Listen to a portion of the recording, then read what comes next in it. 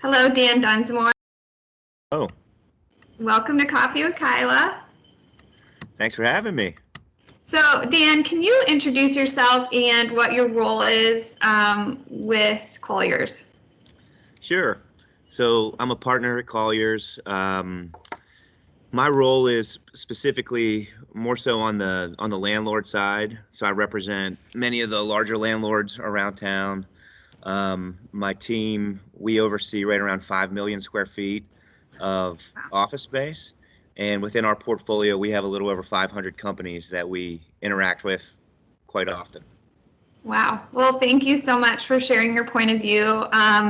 Real estate has become a big topic in this time of COVID, and everyone switching to this work from home mode. So we are really excited to hear your point of view and get a pulse on what the market's doing right now. But first, we always ask everyone on Coffee with Kyla, what behavior, Dan, have you developed in this time that you hope becomes a habit or maybe already has? Well, that's a great question. So transaction volume overall is down around 70% year over year. So what that's Yeah. done is just given us the time to kind of step back and just slow down and refocus on fundamentals. Yeah. So one of the quotes that we kick around a lot is, so I read this years ago, and a doctor said, I can teach somebody how to remove an appendix in 2 hours, but it'll teach me 7 years to teach you what to do if something goes wrong. So Oh gosh. so that's what's going on right now, right? There's something wrong in the Yeah, industry. totally. So for us, it's just more important than ever to be that safe set of hands. And how we do Yeah. that is just really focusing on the basic fundamentals, how we communicate, and how we execute our processes. That's amazing. I love that answer. I think we have really had that time to focus. I love the word fundamentals. Um, we're a basketball family, so I love how you can kind of strip away all of that extra and really get down to the roots of what you do and why you do it. So I love that, and that you're fostering that within your organization. So let's get started with this big topic. When we were all sent home in the spring, there was a really quick narrative developed that we don't need an office. Everyone is super productive working from home, and that was a really quick assumption. I think it was a knee-jerk reaction to what was happening in our society. But do you think that that has dissipated in a way, and if so, why? Well, I think the knee jerk was, from the C-suite level. Of course, your office space or your real estate in general is typically the second largest expense that a company has behind the Yeah. cost of the workforce. Mm-hmm. So naturally, if you can see an opportunity to save in that space, then you have to explore that. But Right. to answer your question, what I've seen is, right away we all were just, hit with a knockout punch and just tried to recover. So Yeah. we did what we could do. Folks worked from home, and it was okay. But what I'm seeing now with the companies that we communicate with on a regular basis, and this is across all different industries in the city, technology, professional services, et cetera, is that the common thread, the common theme that I'm hearing is that it's very difficult to communicate your message. It's very difficult to instill that culture that used to Mm-hmm. exist, Yeah. and that comes from being together. And Yeah. energy is very real, and it's the leadership's job to create that energy that fosters the environment that's going to get the most out of the employees. And the other thing that I'm seeing is that it's it's very difficult for employers to to keep their existing employees when they lose that connectivity, right? So it's easier Yeah. for you if you're working from home every day and you're not surrounded with your colleagues and the relationships, those meaningful relationships that you've built, it's Mm-hmm. easier for you to take a different job. Yeah. So, but when you're seeing me every day and you're seeing your friends at work, it's, you have Yeah. second thoughts. Yep. Absolutely. We're seeing so much of that emerge out of the research right now. There's Steelcase released a stat, which I've said before. There's a 62% decline in the time spent working with others. And when we went to work from home, we were really riding the coattails of the culture we had developed before we left.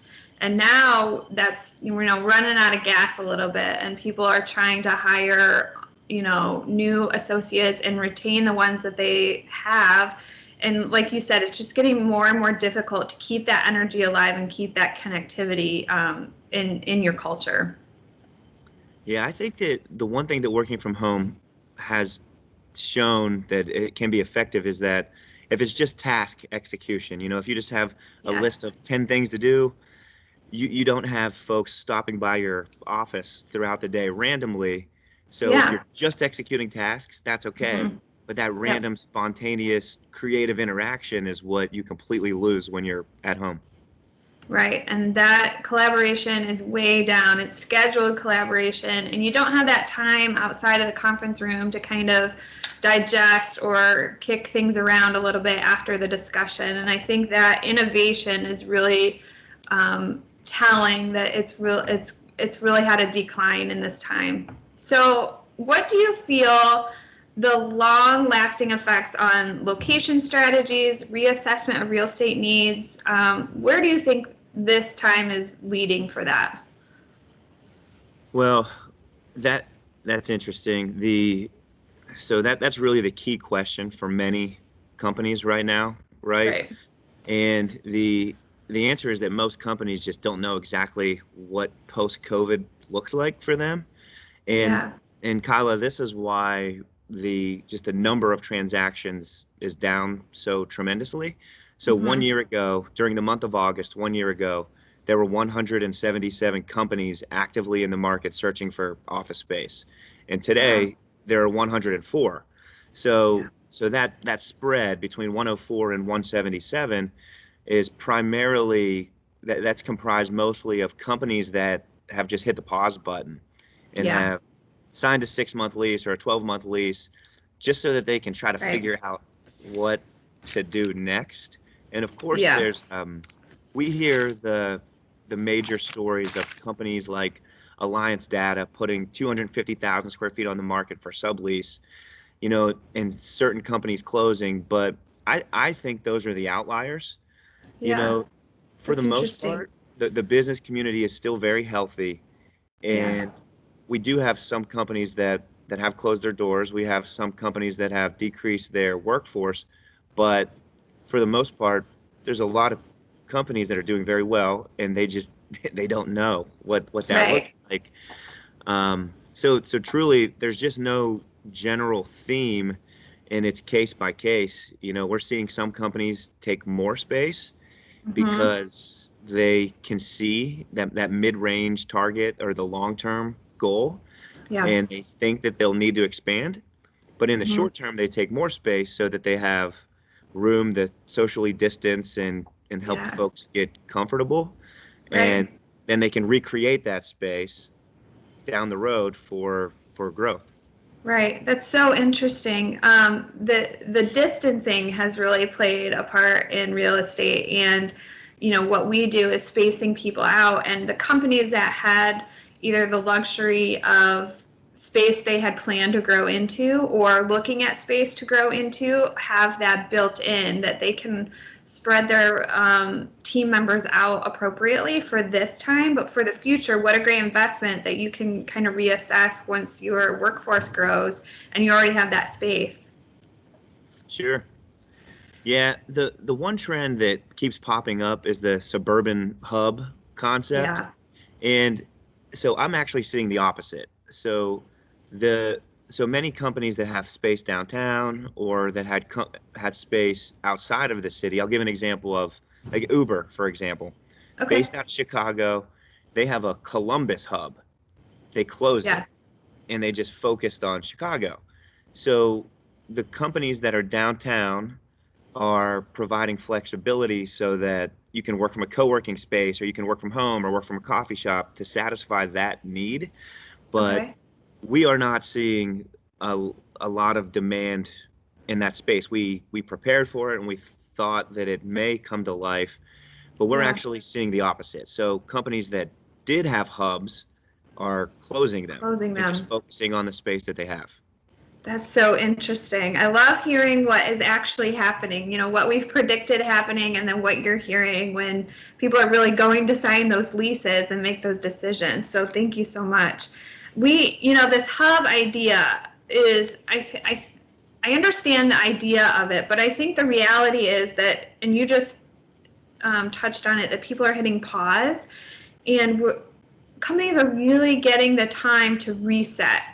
What does that space need to be? How do we need to support our associates? And like you just said, it might not be a hub in the suburbs, but it might be flexibility to use other places to work and still keeping that downtown presence or that main headquarter presence. But I think the overall theme is that everyone's really rethinking the space that they have and how they use it. Uber, for example, not really needing a Columbus hub because people are working from home.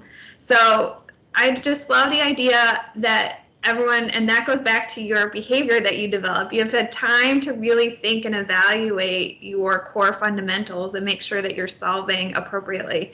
And that's what we're saying, that we have the time to get it right, and it's going to be different when we return and we come out the other side, but we need to make it right so that people feel safe and supported. For sure. Yeah, I agree. I think that one thing there's so many companies actually are being hit in a negative way, and it's more so because of the general economy. So Yeah. Unemployment directly correlates with the need for office space, right? So as unemployment goes up, you have less people that need to sit in seats. Yeah. So that's very different than how people are strategically using their office. In the case of Alliance Data, for example, they just don't need the people because those jobs have declined. Hopefully they come back. Right. But that's how we think about this, is that it's not necessarily, it's really case by case based on the company and the industry that they are in. Right. So, if you look at So Nationwide, true. Nationwide Insurance, for example, where they shut down their hubs outside of Columbus and outside of Arizona, because it's not that it's just that's a strategic move, but it's also a move where they're decreasing their workforce. Okay. Yeah. Great point. So is remote work here to stay? And if so, what do you think the impact will be on commercial real estate and office space? Well, I think there's no question that it's here to stay. But I do not think that it's as dramatic as many people think it is. Right. So the thought that we just don't need an office anymore and all of my employees can work from home, I don't think that's even possible to create a healthy work environment. But what this has created is a need for flexibility. Yeah. So like at Colliers, for example, what we will do coming out of this is that we'll provide that flexibility to our entire team. Maybe it's 1 day a week or 2 days a week, or maybe it's just based on, hey, as long as you're getting your stuff done, it's okay, but we still want to see you and you still have a desk. Yeah. And we don't care if you're working from the beach or from a coffee shop or from your house, but Yeah. it's created this need for flexibility Yeah.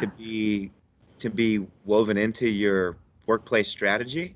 Yeah. But it's also for the larger office buildings that we oversee, we are seeing it's reinforcing the need for amenities, because Oh gosh, yeah. like you're working from home today, so at Yeah. 11 a.m. you may say, I'm gonna go hop on the treadmill for 30 minutes, right? Like it's Yeah. that flexibility to just kind of do things differently and Yeah. work in your agenda throughout the day. We are planning on how can we do that within our large office buildings and create fitness facilities and workspace outside of the office. So Right, because you want it to be a place that people are compelled to be there, and what are those driving forces bringing them back into the office? So I think that's a really great point of view for how companies need to think about their space moving forward. So Dan, thank you so much for joining us. It's been enlightening for sure. I love hearing what actual interactions with companies have been like, and your point about every case is different for each company. I think everyone is, although we are going through the same thing, everyone's dealing with it a little bit differently. Thank you so much for having me. Well, have a great day, and we'll talk to you soon. Thanks, Dan. Thank you. See ya. Bye.